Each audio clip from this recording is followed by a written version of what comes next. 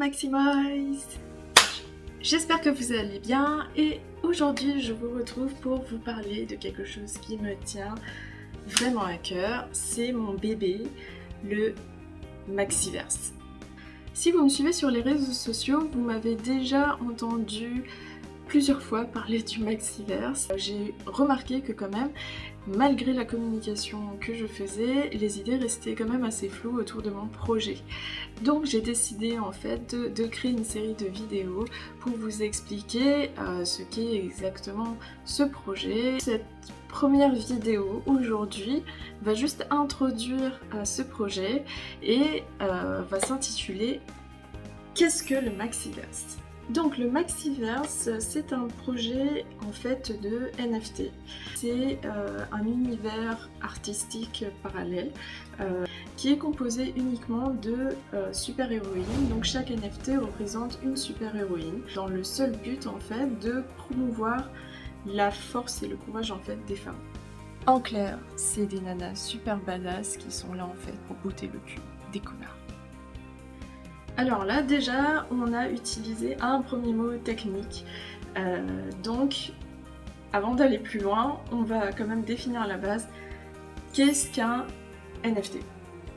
Donc NFT ça veut dire non-fungible token, ça veut dire en gros en français jeton non fongible dans le sens où c'est un asset qu'on ne peut remplacer par un autre bien même de la même valeur.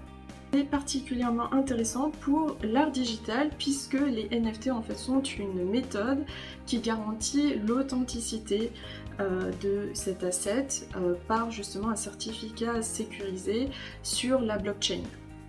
Même sans savoir exactement ce que c'est en fait un NFT, vous avez dû en entendre parler parce qu'il y a des projets qui sont devenus très populaires que vous avez dû voir passer comme les Bored Apes ou les CryptoPunks.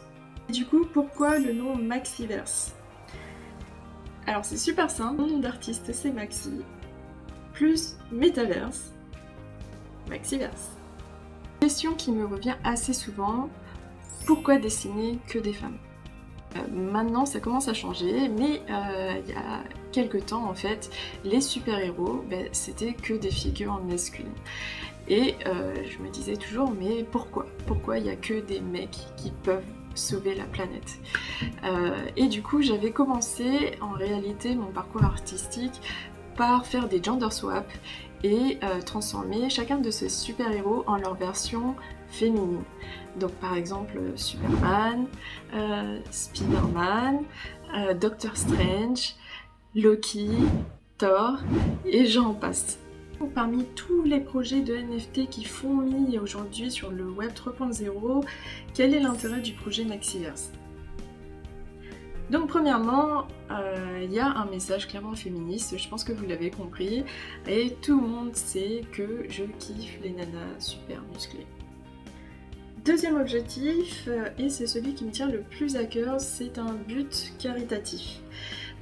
Voilà, je voulais donner un peu plus de sens, on va dire, à mon art et grâce à la crise de la trentaine, voilà, j'ai eu cette idée-là et je vais en fait à la fin de chaque année, avec l'argent que j'aurais pu récolter à travers ces ventes, en reverser une partie à des associations qui sont dans la même mouvance, donc qui soutiennent les femmes, les droits des femmes, etc. Troisième but, c'est un projet qui est purement artistique et je voulais casser un petit peu l'image trop cliché qu'on se fait des NFT et qui n'est pas toujours vraie. Cette image qu'on a en fait de dessins répliqués à l'infini par des algorithmes. Voilà, nous en fait dans notre projet, chaque pièce est vraiment unique et dessinée à la main par nous-mêmes et on fait particulièrement attention en fait au visuel et à l'esthétique de chaque image et c'est ça qu'on veut mettre en avant. Quatrième intérêt du Maxiverse, c'est de donner une dimension plus réelle, ou du moins de la valeur, on va dire, aux NFT, parce que beaucoup d'entre vous m'ont dit mais quel est l'intérêt? On peut simplement prendre un screenshot en fait de l'image. Alors oui, ça ne se résume pas vraiment à ça, mais je comprends d'où peut venir en fait cette idée. Et du coup, nous, on a décidé en fait d'aller un petit peu plus loin dans ce sens-là et je vous expliquerai tout de suite après.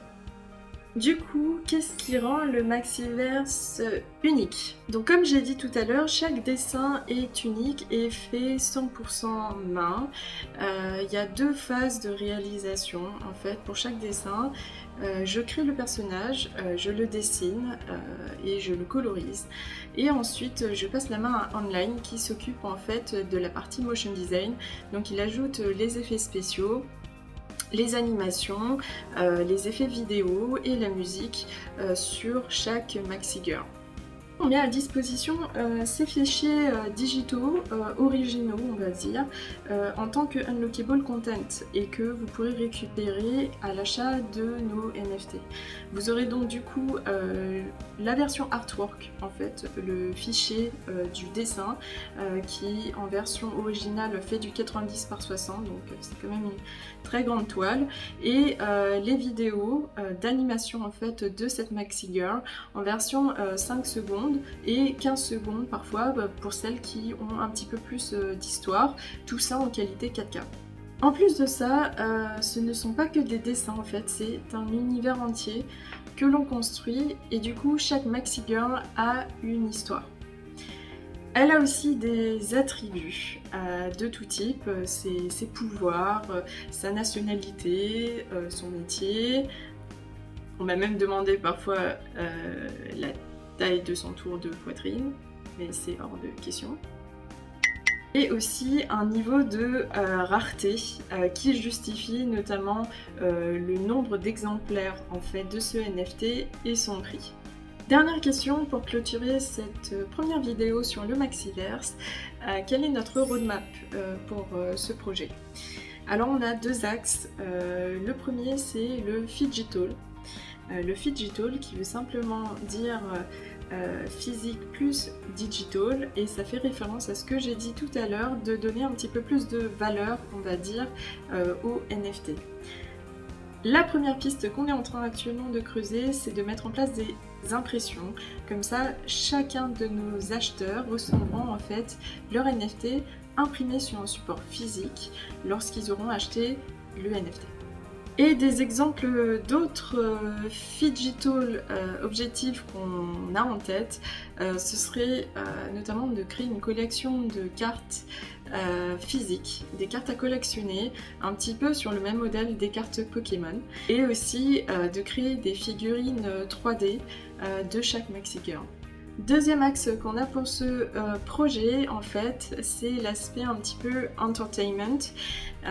Donc, j'aimerais bien, si on y arrive un jour, de faire entrer les Maxi Girls dans un jeu vidéo, pourquoi pas en tant que skin par exemple, et d'aller peut-être un cran au-delà, c'est aussi de les faire entrer dans le métaverse, un petit peu comme sur le modèle du film Ready Player One, que vous connaissez peut-être, où les Maxi Girls seraient représentés comme des avatars qu'on pourrait en fait incarner dans ce métaverse. Et voilà, on arrive à la fin de cette première vidéo introductive. J'espère que ça vous a un petit peu plus éclairé sur mon projet bébé. Toutes ces informations sont expliquées plus en détail sur notre site web.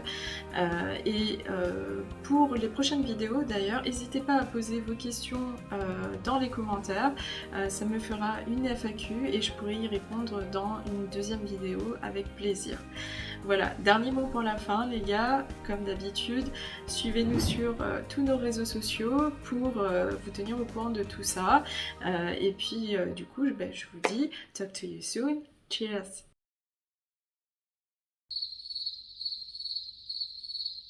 Projets qui sont devenus particulièrement populaires, comme les Bored Apes ou les CryptoCunks. Thanks.